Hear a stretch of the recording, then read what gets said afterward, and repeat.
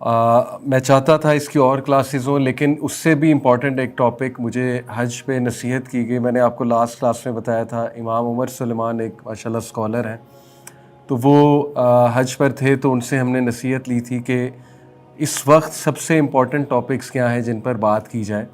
امت مسلمہ کو اسپیشلی نوجوانوں کو کن ٹاپکس کی ضرورت ہے. تو انہوں نے ون آف دا ٹاپکس بتایا تھا تاریخ، کہ تاریخ میں بہت بات ہونی چاہیے، اور اسپیشلی جو مسلم ہیروز ہیں ان کے بارے میں بات ہونی چاہیے، کیونکہ یوتھ کے جو ایشوز ہیں ان پہ کافی بات ہو گئی، ڈپریشن، انگزائٹی، ایڈکشنز، حرام ریلیشنز.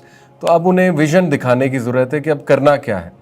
اور ویژن نظر آتا ہے مثالوں سے، رول ماڈل سے، اور ہمارے مسلم ہیروز رول ماڈل تھے. جس طرح وہ انسپائر کریں گے اور کوئی انسپائر نہیں کرتا، ٹو بی آنیسٹ. تو انشاءاللہ اسی لیے میں نے فیصلہ کیا کہ اس کلاس کو بس وائنڈ اپ کرتے ہیں، اور انشاءاللہ جولائی فرسٹ ویک سے مسلم ہیروز پہ کلاس شروع کر رہے ہیں ویکلی انشاءاللہ تعالی، اور وہ بیسڈ اپون مسجد الاقصیٰ ہوگی. مسجد اقصیٰ کی تاریخ ہم ابراہیم علیہ السلام سے شروع کریں گے انشاءاللہ، کیونکہ سب کچھ تو انہوں نے سٹارٹ کیا، ابراہیم علیہ السلام، دا گریٹ پروفٹ، نبیوں کے باپ.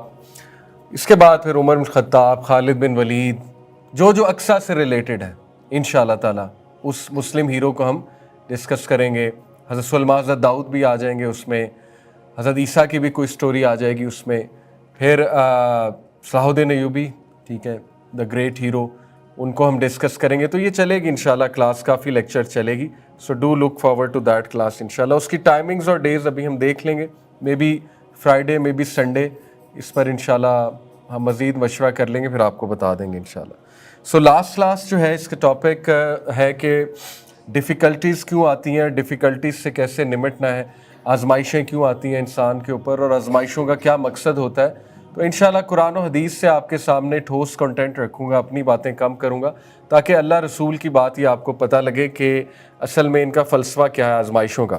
اس سے پہلے ایک سوال کو ایڈریس کرتا ہوں. ایک سوال مجھے آیا تھا، اور یہ سوال بہت سے ینگسٹرز ماشاءاللہ آج کل پوچھتے ہیں کہ اگر میں سیدھے راستے کی طرف آنا چاہتا ہوں، گائیڈنس کے راستے کو فالو کرنا چاہتا ہوں یا چاہتی ہوں، تو وٹ از دا وے، وہ میتھڈ کیا ہے، وہ سٹیپس کیا ہے، میں کہاں سے شروع کروں اور کس طرح سے انشور کروں کہ میں سیدھے راستے پہ رہوں. بڑا اچھا سوال ہے. میں قرآن کا ہی آنسر آپ کے سامنے رکھوں گا. میں نے الحمدللہ کچھ نوٹس بنائے ہوئے ہیں، وہ سٹیپس ہیں 7 to 8 سٹیپس، وہ میں آپ کے سامنے رکھتا ہوں. سب سے پہلا سٹیپ تو قرآن مجید میں پہلی سورہ ہے، اہدنا الصراط المستقیم. سورہ فاتحہ میں اللہ نے یہ دعا سکھا دی، اہدنا الصراط المستقیم. اور یہ ایسی دعا ہے کہ یہ مسلمان پڑھتا ہی پڑھتا ہے. 5 نمازیں ہیں، چلیں 5 نمازیں نہیں پڑھ رہا، کچھ نمازیں پڑھ رہا، اس میں تو پڑھنی پڑے گی سورہ فاتحہ. تو اللہ تعالیٰ نے اس میں یہ سکھا دیا کہ مجھ سے مانگو، صراط مستقیم پہ چلنا، صراط مستقیم پہ رہنا، مجھ سے مانگو. تو پہلی ایڈوائس تو یہ ہوگی سب کو، مجھے بھی، کہ جو انسان بھی صراط مستقیم پہ چلنا چاہتا ہے، گائیڈنس پہ آنا چاہتا ہے، اپنے آپ کو درست کرنا چاہتا ہے، اپنی لائف کو سنوارنا چاہتا ہے، تو اسے اللہ سے مانگنا پڑے گا سب سے پہلی بات. اور وہ یہی ہے کہ اردو میں مانگیں، عربی میں مانگیں، جیسے بھی مانگیں، جو دعا آتی ہے، بس اللہ کے سامنے یہ بات رکھیں کہ اللہ اب میں گائیڈنس کی طرف آنا چاہتا ہوں، آنا چاہتی ہوں، اپنی لائف کو سدھارنا چاہتا ہوں، تو مجھے گائیڈ کریں. یہ پہلی بات ہے اوبویسلی. اس کے بعد پوائنٹ نمبر 2 ہے ارادہ. ارادہ اگر ویک ہے، if there is no will to change, تو پھر کوئی بھی دنیا کی طاقت آپ کو چینج نہیں کرا سکتی. کیونکہ آپ جتنی مرضی ٹائم مینجمنٹ کی بکس پڑھ لیں، بٹ اگر آپ کا ارادہ ہی نہیں ٹائم مینیج کرنے کا، یا آپ ڈائٹ پہ جتنی مرضی بکس پڑھ لیں لیکن ڈائٹ کرنے کا ارادہ ہی نہیں ہے، تو کچھ نہیں ہو سکتا. صرف نالج انف نہیں ہوتا ہے. تو اس ارادے کے بارے میں ایک آیا آپ کو سناتا ہوں کہ اللہ تعالیٰ اس انسان کے بارے میں کیا کہتا ہے جو ارادہ کر لیتا ہے اصل میں تبدیل ہونے کا. اس کے حوالے سے کیا خوشخبری ہے، والذین جاہدوا فینا لنہدینہم سبلنا وان اللہ لمع المحسنین. والذین جاہدوا فینا، جو کوئی بھی ہمارے راستے میں جہاد کرے گا، یعنی ارادہ کر کے اس کے بعد چلنا شروع کرے گا. ایک سٹیپ لے گا تو میں 10 سٹیپس آؤں گا. حدیث میں آتا ہے نا، تم ایک سٹیپ لو میں 10 سٹیپس آؤں گا، تم واک کر کے آؤ میں دوڑ کر آؤں گا. یہ صحیح بخاری کی حدیث ہے، ٹھیک ہے. تو جو کوئی بھی جہاد کرنا شروع کر دے گا، کوشش کرنا شروع کر دے گا، کوئی جیسچر دکھا دے گا، جیسے مثال کے طور پہ اب کوئی کہتا ہے میں نے گناہ چھوڑنا ہے، تو اس کو کوئی جیسچر بھی تو دکھانا ہے نا.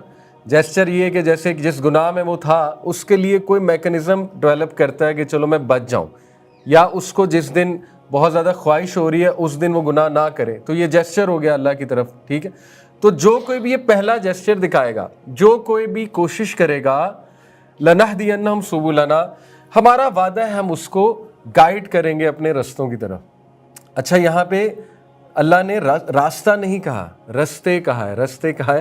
اس کی تفسیر پتہ ہے کیا ہے؟ اس کی تفسیر یہ ہے کہ اللہ اس کے لیے ایک نہیں 100 رستے کھولے گا جس سے وہ گائیڈنس کی طرف آ سکتا ہے. یعنی ایک نہیں، دو نہیں، تین نہیں، چار نہیں، 10 کھولے گا، 10 سے بھی زیادہ کھولے گا.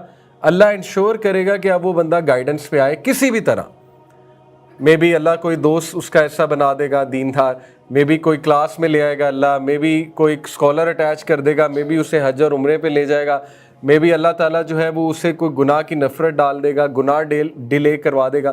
یعنی اللہ کے لیے کیا مشکل ہے، اللہ کے لیے راستے ہی راستے ہیں، ٹھیک ہے. تو سبلنا کہ رستے ہی رستے کھول دے گا اللہ تعالیٰ اس کے لیے، ٹھیک ہے. وَإِنَّ اللَّهَ لَمَعَ الْمُحْسِنِينَ، بے شک اللہ تعالیٰ محسنین کے ساتھ ہے. محسنین وہی ہیں جو ارادہ کرتے ہیں. تو دوسرا پوائنٹ ہے کہ ارادہ اسٹرانگ کرنا پڑے گا. صرف یہ انف نہیں ہے کہ میں نے چینج ہونا ہے، ٹھیک ہے. ارادہ نیڈس ٹو بی دیئر. اس کے بعد تیسرا بہت خوبصورت جو ہمیں اللہ تعالیٰ نے گائیڈ لائن بتائی، ہم اسٹیپ بائی اسٹیپ چل رہے ہیں. جو انسان چینج ہونا چاہتا ہے، کنسسٹنٹ رہنا چاہتا ہے، اس کو قرآن سے جڑنا پڑے گا. That's it, no other answer, کوئی اور آنسر نہیں ہے. کیونکہ قرآن کہتا ہے اِنَّ هَٰذَا الْقُرْآنَ يَهْدِي لِلَّتِي هِيَ أَقْوَمُ.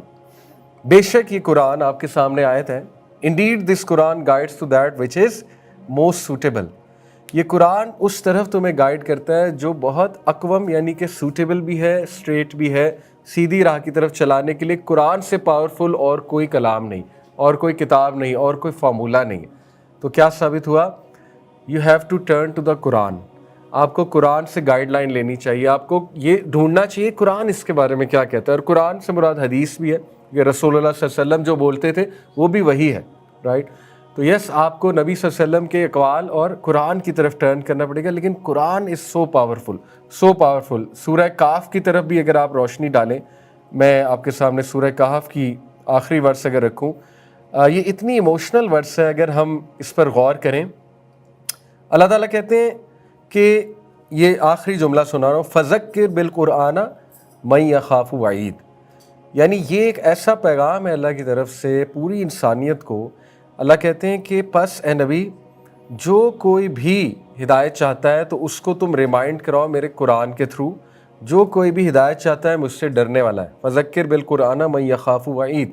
جو کوئی بھی وعید چاہتا ہے، نصیحت چاہتا ہے، تو اس کو تم پھر میرا قرآن سناؤ، ٹھیک ہے. تو یہ اٹس ویری ایموشنل کہ وہ بندہ تڑپ رہا ہے قرآن کے لیے، اور جیسے ہی قرآن اس کے سامنے آئے گا یا قرآن کی کوئی ورس اس کے سامنے آئے گی تو اس کے آنسو جاری ہو جائیں گے. اور ایسا کئی بار ہوتا ہے، کئی بار ہوتا ہے. بڑے بڑے لوگوں کو میں نے دیکھا ہے اپنی زندگی میں، یعنی وہ گناہوں میں ڈوبے ہوتے ہیں اور انہیں قرآن سنایا جاتا ہے، اور قرآن کی ایک ورس سنتے ہیں، رونے لگ جاتے ہیں، پھوٹ پھوٹ کے رونے لگ جاتے ہیں، ایز ایف کہ وہ انتظار کر رہے تھے اس ورس کا، ایز ایف وہ انتظار کر رہے تھے کہ مجھے یہ امید ملے. تو قرآن سے زیادہ پاورفل اور کچھ نہیں ہو سکتا، ٹھیک ہے. تو تیسرا اللہ نے جو میتھڈ بتایا کہ ٹرن ٹو دا قرآن. اگر تمہیں گائیڈنس چاہیے، قرآن کے ساتھ جڑ جاؤ، کچھ بھی کر کے جڑ جاؤ، ٹھیک ہے. Fourth is very emotional again اور ویری امپورٹنٹ کہ اوائڈ سینس. ہدایت اور سیدھے رستے پہ چلنے میں سب سے بڑی رکاوٹ گناہ ہے. کلا بل ران علی قلوبہم ما کانوا یکسبون. اللہ کہتے ہیں نہیں، رادر ان کے دل پر ایک پردہ ہے. کلا بل ران، ایک ران ہے، ایک کور ہے ان کے دل پر جو انہیں ہدایت پر آنے سے روکتا ہے، جو انہیں نیکی کرنے سے روکتا ہے. اس کا مطلب ہے کہ گناہ جو ہیں وہ انسان کے نیکی میں رکاوٹ ہیں، اینڈ رائٹلی سو. علامہ ابن القیم نے گناہوں کے 10 نقصانات بتائے، جن میں سے پہلا از سو ڈیپ، سو ایموشنل، سو لاجیکل. باقی تو اپنی جگہ ہے ہی، لیکن پہلا اتنا ایموشنل ہے، وہ یہ ہے کہ گناہ آپ کو اللہ تعالیٰ سے ڈسٹنس کرتے ہیں. کیسے؟ سائیکلوجیکلی ڈسٹنس کرتے ہیں. کیسے؟ دیکھیں، جو بندہ گناہ کرتا ہے نا تو وہ پھر شرمندہ ہوتا ہے. وہ جب شرمندہ ہوتا ہے تو اگر تو شرمندگی اور ندامت اتنی اس پہ حاوی ہو جائے کہ وہ اس لیول پہ آ جائے، وہ کہ اب تو میں اللہ کو فیس کر ہی نہیں سکتا، اب تو میں اللہ کو فیس کر ہی نہیں سکتی. تو یہ وسوسہ آتے وہ بندہ واقعی پھر اللہ کے پاس نہیں جاتا. کیوں؟ کیونکہ وہ یہی سوچتا ہے میں تو فیس کر ہی نہیں سکتا، میں تو فیس کر ہی نہیں سکتی. تو پھر اس کا دل بھی نہیں کرتا قرآن سننے کا، نماز پڑھنے کا، اللہ سے دعا کرنے کا، کیونکہ وہ اس نتیجے پہ پہنچ جاتے ہیں کہ میں نے تو اتنے گناہ کر لیے ہوئے ہیں کہ اب تو میں فیس ہی نہیں کرنا چاہتا، نہ کرنا چاہتی ہوں، کیونکہ مجھے پتہ ہے میں اگر نیک عمل کر بھی لوں پھر بھی میں نے گناہ ہی کرنا ہے. At the end of the day میں نے جب گناہ ہی کرنا ہے، گناہوں کی طرف ہی جانا ہے، تو فائدہ کیا؟ تو دین اگین اوبیسلی یہ شیطان کا وسوسہ ہے. تو اس لیے اللہ تعالیٰ ہمیں وارن کرتے ہیں کہ گناہوں سے پلیز بچو.